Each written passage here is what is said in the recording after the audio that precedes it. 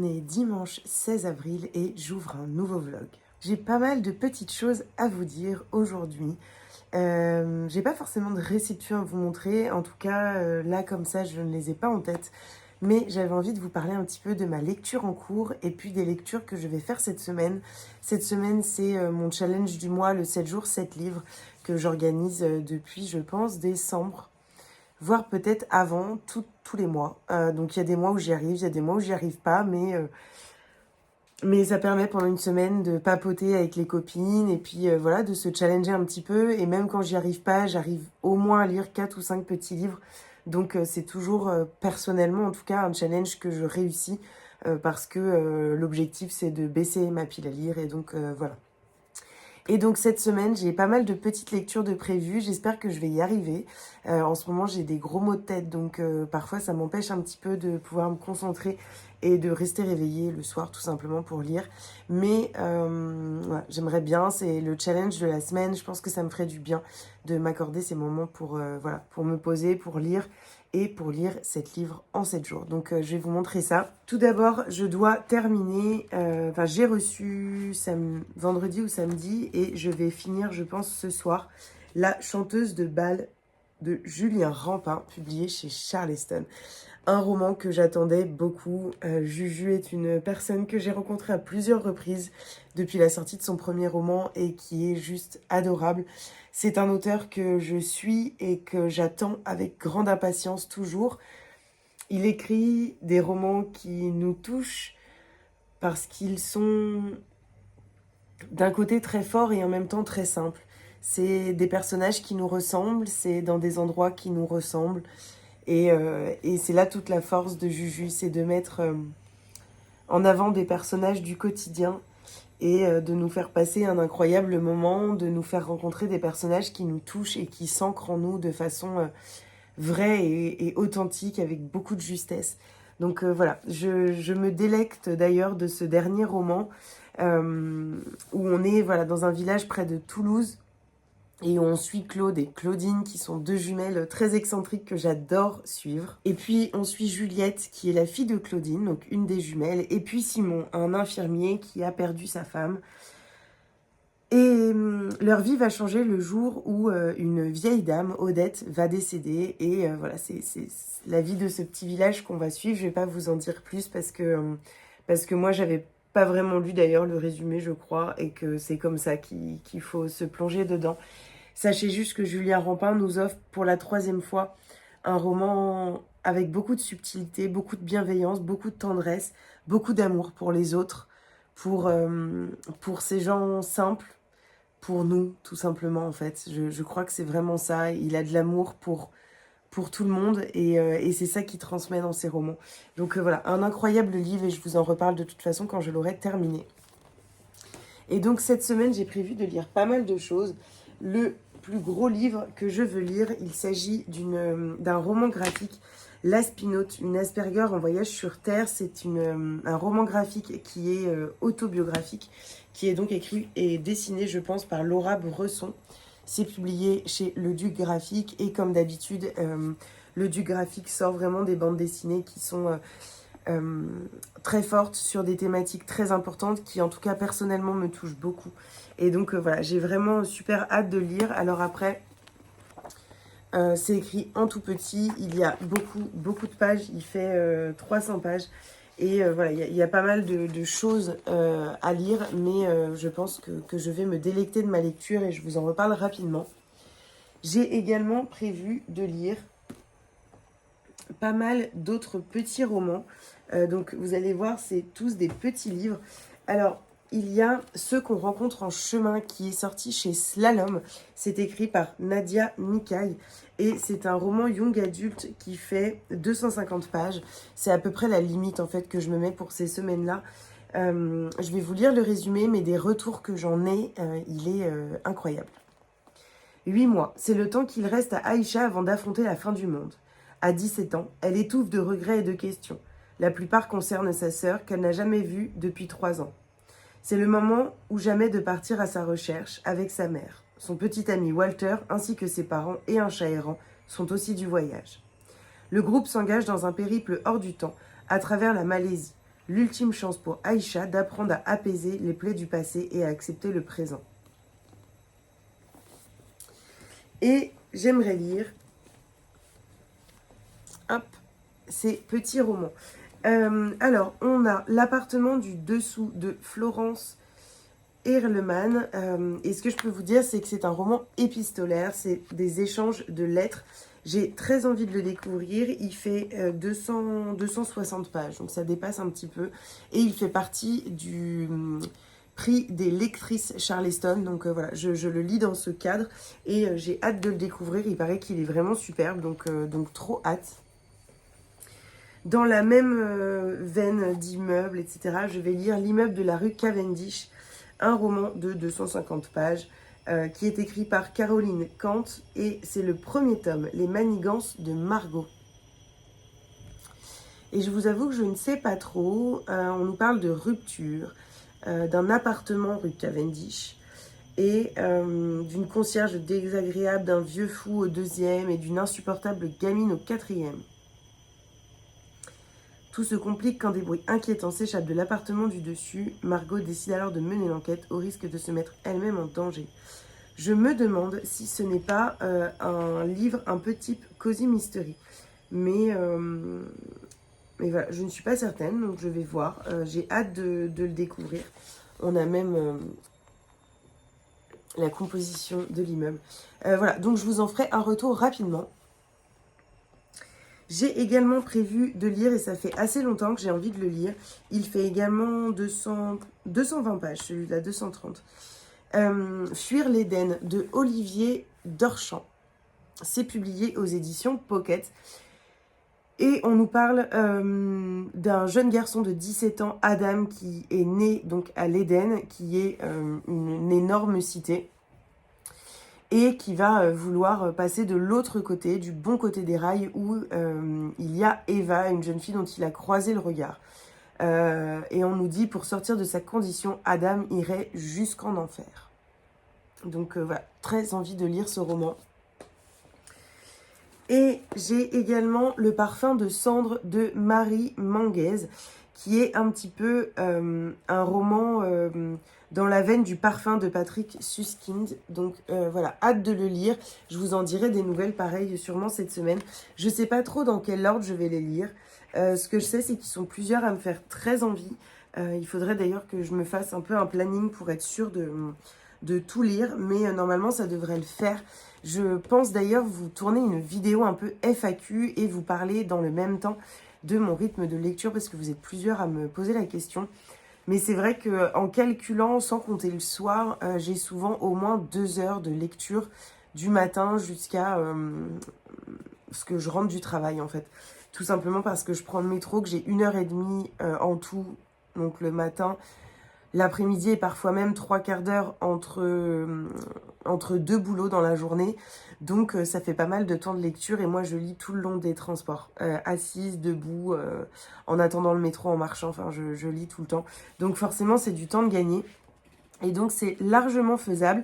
Et le dernier, mais qui est un peu plus gros, donc c'est pas sûr que j'ai le temps de le lire celui-ci. Je vais peut-être l'échanger avec un autre. C'est L'arbre ou la maison de Azouz Begag qui nous emmène en Algérie, d'après ce que j'ai compris.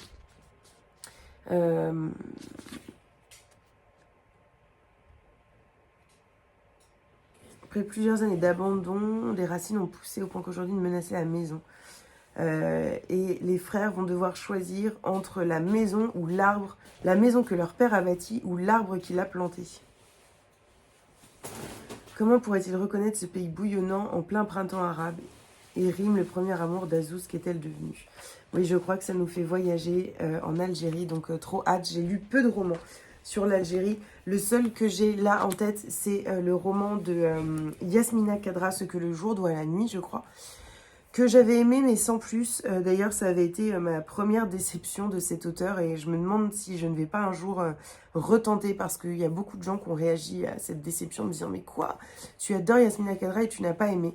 Peut-être que c'était pas le moment pour moi. Donc voilà, trêve de blabla, je vous reprends très vite dès que j'ai terminé une lecture et que j'ai des petites choses à vous montrer.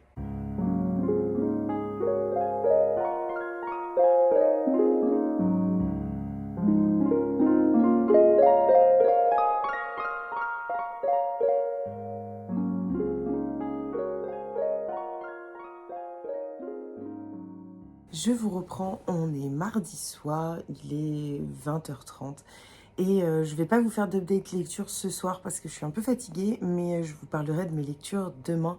J'ai quasiment terminé le roman de Julien Rampin qui est, comme d'habitude, un roman dont je me délecte et donc voilà, c'est vraiment un bonheur de retrouver sa plume.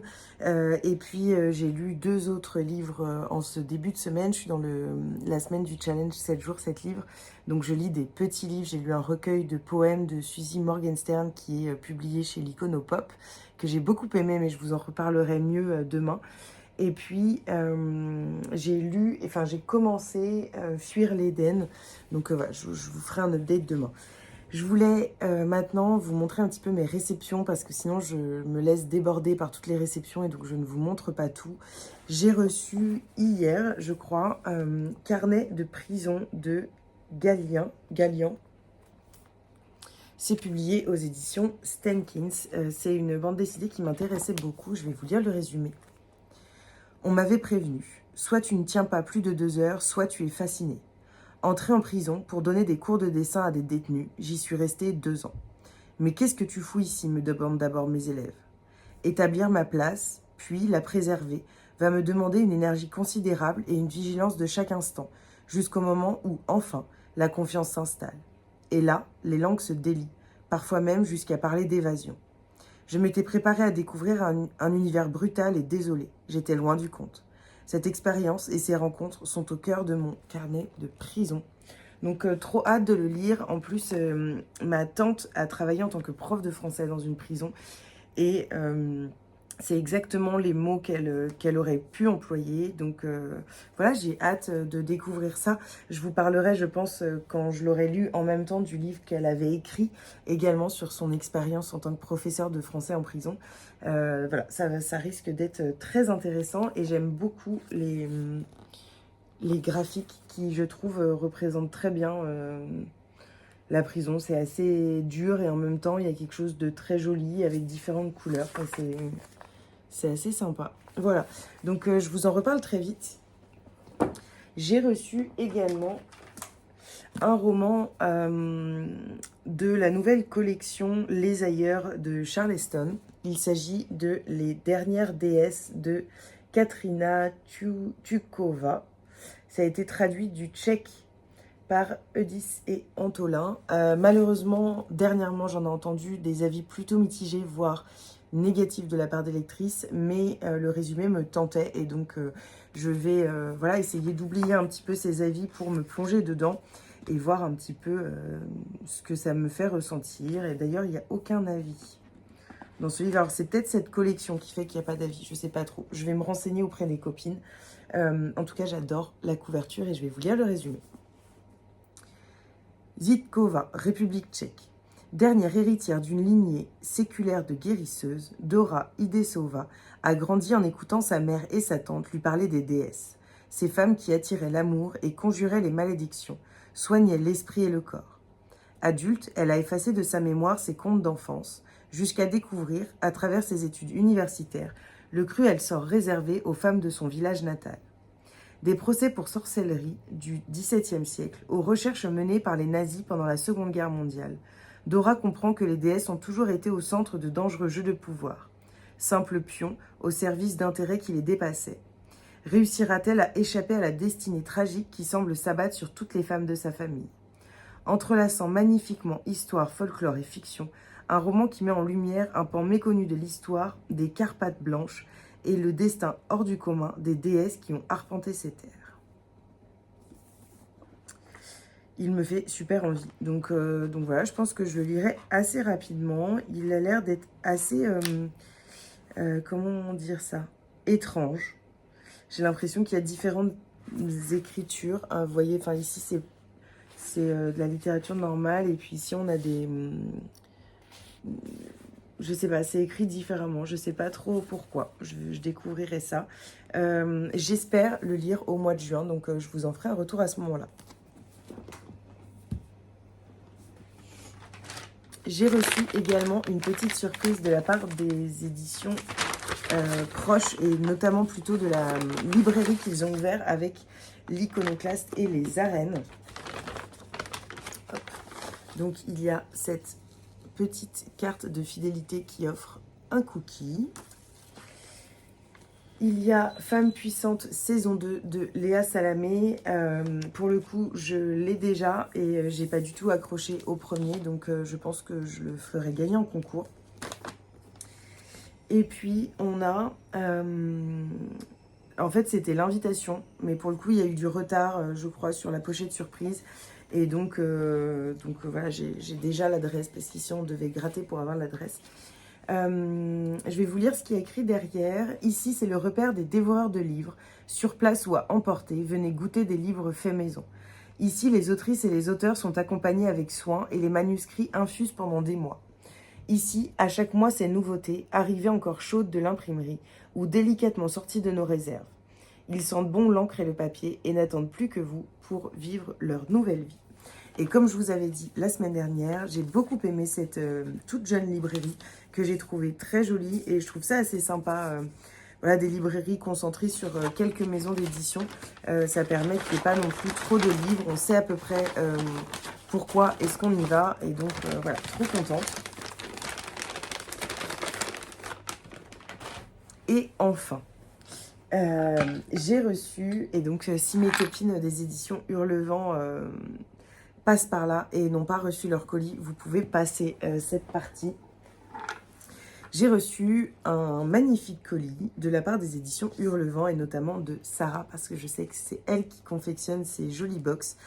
Nous avons donc reçu le dernier roman de Sarah Yarmond, c'est son nom d'autrice, Les fêlures de Wickfall Manor. Un livre qui a été un énorme coup de cœur, mais je vous en reparle un petit peu après. Je vais vous en dire quelques mots, mais je vais surtout prendre le temps, sûrement jeudi après-midi, de vraiment vous donner mon avis complet sur ce roman. J'attendais sa sortie. Et puis, au-delà de la sortie, j'attendais de l'avoir entre les mains. Et nous avons reçu, comme d'habitude, un petit échantillon de thé de Le Paille Chaud. Et vous savez que depuis qu'elle nous envoie ces thés, je suis absolument fan. J'adore. Leurs thés sont divins. Et voilà, vraiment, j'aime beaucoup, beaucoup, beaucoup. Et ici, on a un thé vert, baie de genièvre, bourgeon de pin, verveine, groseille, fleur de bruyère. Et ça s'appelle 25 décembre, Laponic Green. J'ai trop hâte de le goûter. Je pense pas ce soir parce qu'en plus c'est du thé, mais peut-être demain. Et ce qui est sûr, c'est qu'il m'accompagnera vendredi pour ma journée à la maison. On a reçu également ce petit pot. Ne me demandez pas ce que c'est, je n'en sais rien. J'ai l'impression que c'est du caramel, mais je ne suis pas sûre. Donc je goûterai, puis je demanderai à Sarah aussi avant. On a reçu cette magnifique boîte. J'adore ces boîtes-là. J'en avais déjà pas mal chez mes parents. Ils en ont beaucoup des boîtes comme ça. C'est très, très, très joli. Avec un petit dé à coudre. Et puis, une petite pierre. Voilà, j'espère que la mise au point se fait bien. Donc, une super réception avec, bien sûr, l'incroyable illustration de Caroline. Je vous mettrai, si j'y pense, son lien dans la bio. Cette carte est absolument magnifique et représente totalement ce roman. Donc, incroyable. Et puis, cette photo qui représente également très bien ce roman. Mais vous découvrirez pourquoi si vous lisez le livre. Et le petit bijou, bien sûr, Les fêlures de Wickfall Manor. Et donc, c'est aux éditions Hurlevent. Je ne sais pas si vous voyez bien la couverture. J'essaye d'enlever les reflets. C'est comme d'habitude, hein, leurs livres sont absolument incroyables. J'en ai déjà 3. Ce 4e va rejoindre la collection. Je suis trop, trop contente. Avec un joli petit marque-page, comme d'habitude, pour accompagner notre lecture. Une magnifique dédicace de la part de Sarah, que je remercie beaucoup. Et donc, on a les avis des copines. On a, comme d'habitude, avec les éditions Hurlevent, une playlist de lecture qu'on peut scanner avec Spotify, ce qui permet de pouvoir lire le livre en écoutant de la musique, mais surtout de découvrir de la musique. Donc voilà, trop hâte de pouvoir écouter un petit peu parce que moi je l'ai déjà lu. Et d'ailleurs, j'ai mon avis en 4e de couverture au milieu de Laura et de Angie. Et ça, c'est une vraie petite fierté, surtout sur un roman aussi beau. Je vous lis le résumé. 1910, Angleterre. Honorigra Belfort, jeune veuve de 27 ans, accepte un poste de préceptrice à Wakefield Manor, dans les paisibles Cotswolds. Entre les murs du manoir, les mystères se dessinent et les bouches se condamnent au silence. Et tandis que les cœurs s'embrasent, la tragédie se profile. 2 ailes d'un manoir, l'une habitée par la duplicité, l'autre par les ruines. Saurez-vous trouver les réponses parmi les vestiges du chagrin? Je vais vous lire nos petits avis et puis je vous laisserai là et je vous reprendrai demain ou jeudi pour vous faire un petit update de mes lectures. Laissez-vous vous perdre dans la campagne anglaise et embarquer dans cette histoire fascinante. L'autrice se joue de nous avec une intrigue stupéfiante et mystérieuse. C'est un texte digne des grands noms de la littérature britannique, de Laura's Reading, et je suis entièrement d'accord avec elle. Un roman incroyable, sublimé par une plume qui nous emporte. Ce roman est de ceux qui nous marquent, qui prennent aux tripes. Un coup de cœur. Moi. Une autrice de talent avec une expression élégante, des personnages raffinés, un lieu un peu hanté par la douleur, tout à son image. Aussi entraînant que machiavélique, le rythme soutenu ne laisse pas un instant de répit. Angie de Madame Chachali. Et je vous reparle de ce roman demain ou jeudi dès que j'ai un petit peu plus de temps. Je vous reprends, on est mercredi soir, j'espère que vous passez un joli moment dans cette vidéo et moi je viens pour vous parler de 2 lectures. Une que je viens de terminer, un roman qui est justement sorti aujourd'hui, le jour où je tourne cette vidéo, et puis un roman qui est sorti le 12 avril, si je ne me trompe pas, qui est Les Fêlures de Wakefield Manor, le nouveau roman de Sarah Garmond. Donc on va commencer tout de suite et j'espère qu'il n'y aura pas trop de bruit de circulation.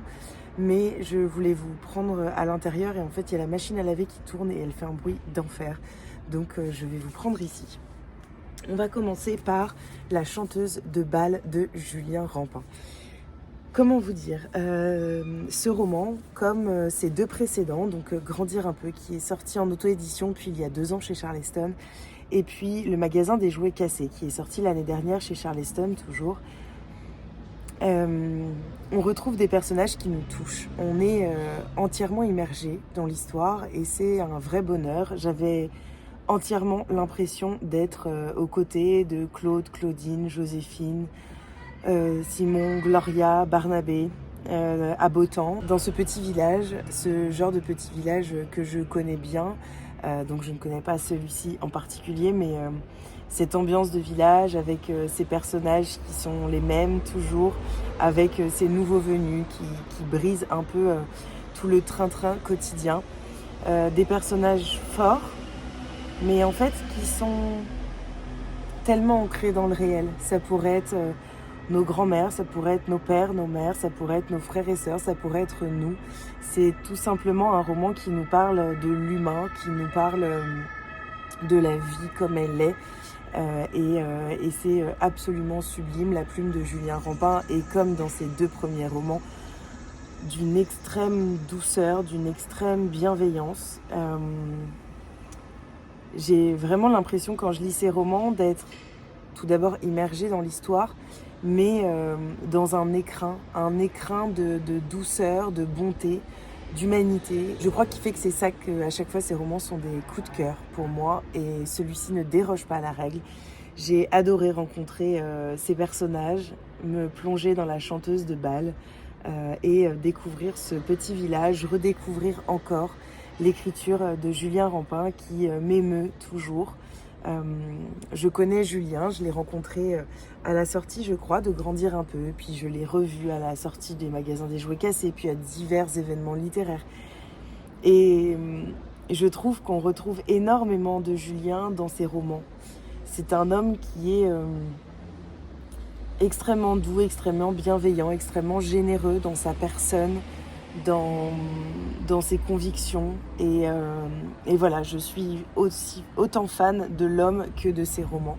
Donc n'hésitez pas à découvrir La chanteuse de bal, qui est sortie donc chez Charleston et qui est absolument sublime. Et on part sur un roman qui est totalement différent et qui m'a offert un moment de lecture hors du temps, absolument divin. Et c'est ce que j'ai dit à Sarah quand j'ai terminé le roman. L'écriture, l'ambiance n'a rien à envier aux grandes autrices de cette époque victorienne, ces grandes autrices qu'on aime tant, ces ambiances qu'on aime tant. Sarah nous montre par ce roman que elle sait valser d'un genre à l'autre avec une extrême dextérité. C'est bluffant. J'ai connu Sarah avec Amour, gluten et sororité, que j'avais acheté quand elle l'a auto-édité. J'avais bien aimé cette lecture. C'est vrai que c'était pas forcément mon genre, c'était plutôt un roman feel good qui n'était pas, c'était pas mon style. Mais j'avais bien aimé, j'avais passé un joli moment. Et puis, elle a créé sa maison d'édition et la première parution était Le cœur singulier de Millie Davis. Et là, ça a été une rencontre absolument incroyable à laquelle je ne m'attendais pas, même si je savais que j'allais être touchée, j'avais vu des retours, mais je ne pensais pas être autant touchée. Et quand on a reçu cette épreuve non corrigée, on ne savait pas qui était l'autrice au départ, et puis j'ai ouvert l'épreuve et j'ai vu son nom, et je me suis dit, oulala, on va retomber dans un roman comme Millie, quel bonheur. Et j'ai commencé à le lire, et là je me suis rendu compte à quel point Sarah, comme je vous le disais, passe d'un genre à l'autre avec une fluidité qui est folle, et ça montre son grand talent en tant qu'autrice. Ce roman, on suit Honorina, donc en 1910, qui est une jeune veuve de 27 ans qui va être embauchée en tant que préceptrice. Oui, c'est ça, préceptrice à Wakefield Manor. Donc, je ne veux pas trop en dire sur l'histoire. En fait, je ne vais rien vous dire sur l'histoire parce que je me suis plongée dedans.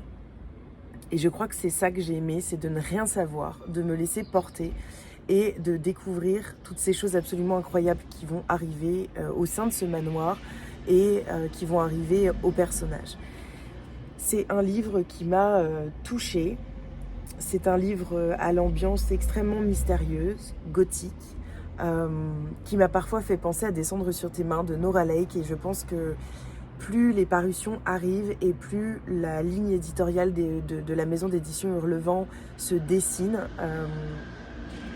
En fait, c'est mon 4e roman des éditions Hurlevent, c'est leur 4e parution, et c'est mon 4e coup de cœur. Et je pense que ça veut tout dire. Voilà, c'est un peu comme la maison d'édition Charleston, par exemple, qui m'offre pour la plupart du temps des coups de cœur. C'est des maisons d'édition, voilà, où je sais aussi vers quoi je vais. Alors, Charleston, forcément, c'est un peu plus varié. C'est une plus grosse maison d'édition. Ils ont plusieurs autres parutions. Ils valsent entre différents genres. Ici, on est vraiment sur des genres qui me plaisent énormément. Des ambiances gothiques, des ambiances victoriennes, des écritures très travaillées, très belles. En fait, ça me transporte. Et ce roman m'a complètement transportée. Il y a mon avis à l'arrière. Et en fait, je suis émue. Je suis émue parce que quand les filles m'ont contactée pour devenir une voix de Hurlevent, je ne comprenais pas. Je ne comprenais pas pourquoi moi. J'étais extrêmement touchée et en même temps, j'ai été très étonnée parce que voilà, comme vous le savez, il n'y a pas eu forcément de campagne de candidature, et elles sont venues comme ça me demander si je voulais faire partie de cette aventure, et j'ai dit oui. Et je savais tellement pas à quoi m'attendre. Et puis j'ai découvert Le cœur singulier de Millie Davis. Et puis j'ai découvert La duchesse de Buckingham et Descendre sur tes mains. Et puis là, Les fêlures de Wakefield Manor. Et je n'ai qu'une envie, c'est de découvrir les prochains romans de cette maison d'édition qui pour moi coche toutes les cases de ce que j'aime. Entre l'écriture, l'ambiance, les histoires, les thématiques qui sont abordées, c'est sublime. Et voilà, je voudrais pas trop vous en dire parce que c'est rapidement, on peut, je pense, rapidement spoiler ce roman et je ne veux absolument pas vous spoiler ce roman parce que je pense que c'est aussi en plongeant dedans sans rien savoir que le coup de cœur arrive et qu'on se prend une grosse claque. Et donc voilà, je vous recommande ce livre qui fait 550 pages. Je vais vous montrer un petit peu. Mais alors, l'illustratrice a fait un travail absolument incroyable. Tous les débuts de chapitres sont avec cette illustration qui veut dire beaucoup de choses, mais c'est en lisant ce roman que vous en saurez plus. C'est vraiment magnifique et voilà, j'adore ce livre. Je crois que je vous avais déjà montré c'est ce début de chapitre, mais voilà, j'aime tellement que j'avais oublié que je vous avais présenté le roman hier en fait. Et pour le coup, je vous avais pas lu l'avis de d'autres copines, je vous avais lu les avis qui étaient écrits derrière, mais je vais vous lire 2-3 avis et des copines qui sont à l'intérieur. Virginie de Vie de Livre. Il est toujours complexe de décrire un coup de cœur littéraire et de poser sur papier les mots afin d'exprimer notre ressenti. Ce roman m'a tout bonnement fascinée. L'ambiance sombre, parfois sulfureuse, et les mystères entourant la famille donnent à cette histoire un caractère addictif et haletant. Lucie, entre les lignes de Lucie.